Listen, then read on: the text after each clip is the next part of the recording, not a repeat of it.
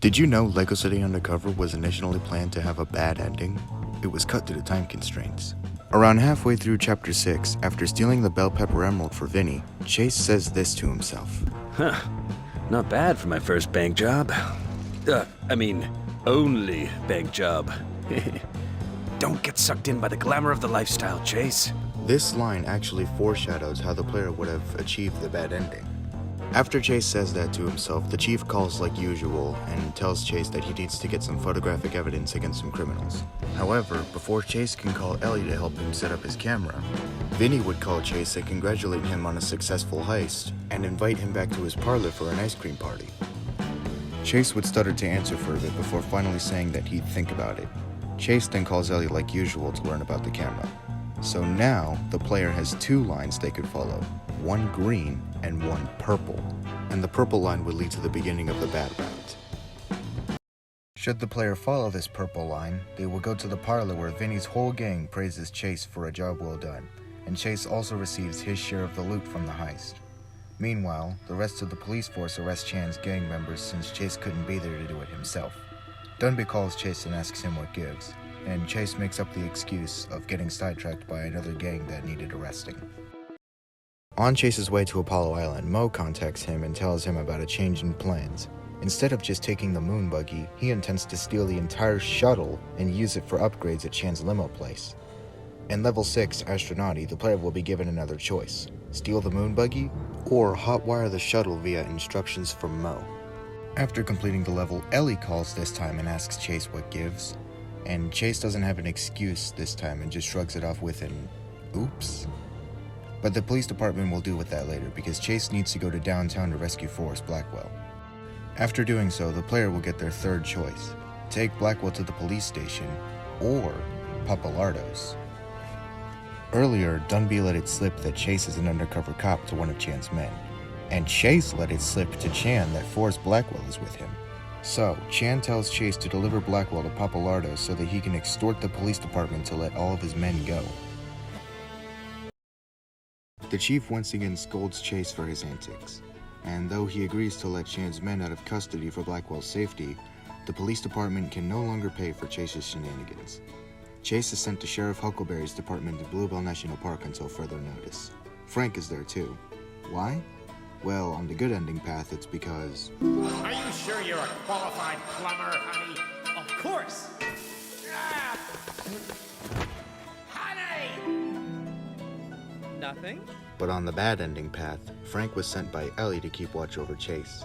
She even gave him his own grapple gun and handcuffs. While searching for the key to the cupboard that holds the farmer disguise, Chase overhears Farmer Hayes reminiscing about how he used to be a mobster in Vinny's gang. But despite the lavish lifestyle, he doesn't regret settling down to become a farmer. However, Farmer Hayes does mention that he has a stash of stolen jewels somewhere in his crop field that has been lost for several years. When Chase hears this, he gets an idea. If he can find the jewels and deliver them to Vinny, he can make his way up the ranks in Vinny's gang. Now, the player is given their final choice: rescue the pigs or find the jewels. Should he do the latter, there would be no turning back. After Chase retrieves the jewels, Vinny will call to praise Chase for how devoted he is to the gang. And if Chase does a really good job with his next heist, stealing the T-Rex, Vinny will promote Chase to become his own personal bodyguard.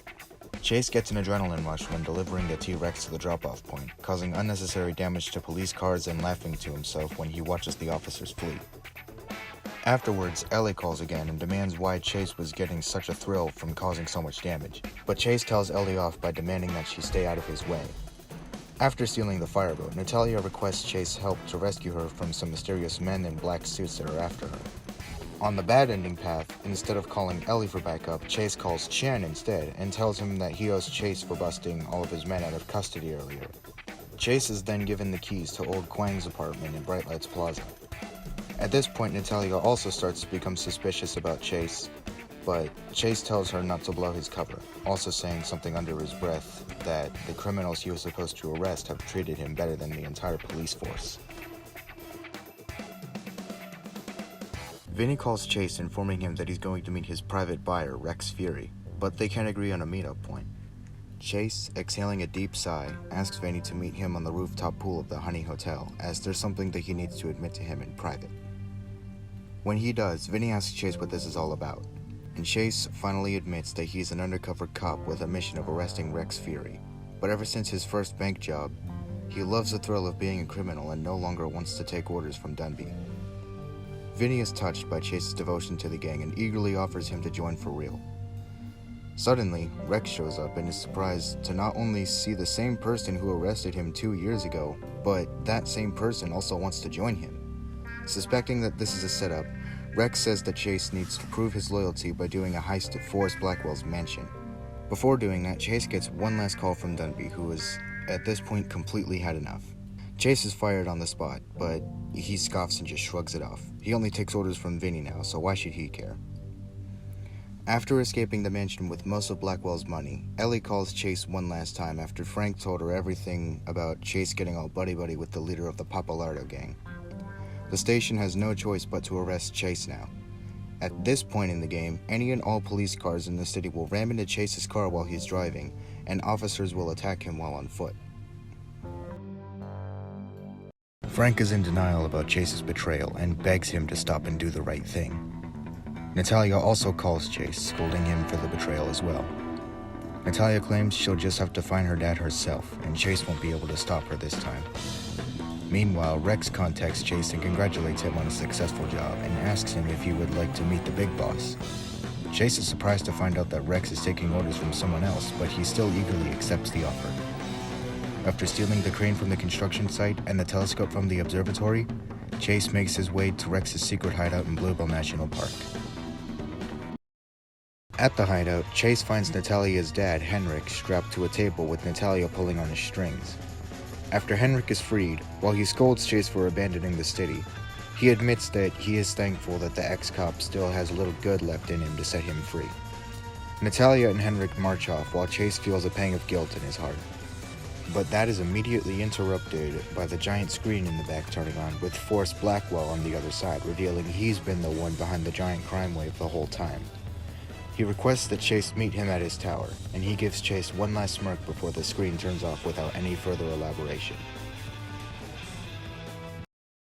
Blackwell admits that he's been watching over Chase ever since he joined the police department, and he took note of how poorly the force treated him. It reminded him about how he was treated by the city when all he wanted was to bring them paradise. Chase and Blackwell have a lot in common. They were both betrayed by the city when they were just simply doing their jobs.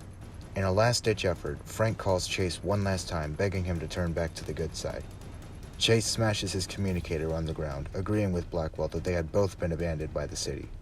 He had no reason to save it.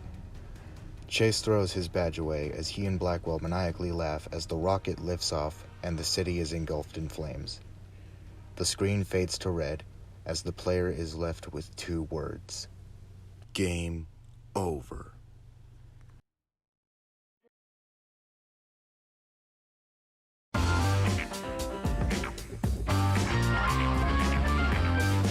Hey guys, thanks for watching.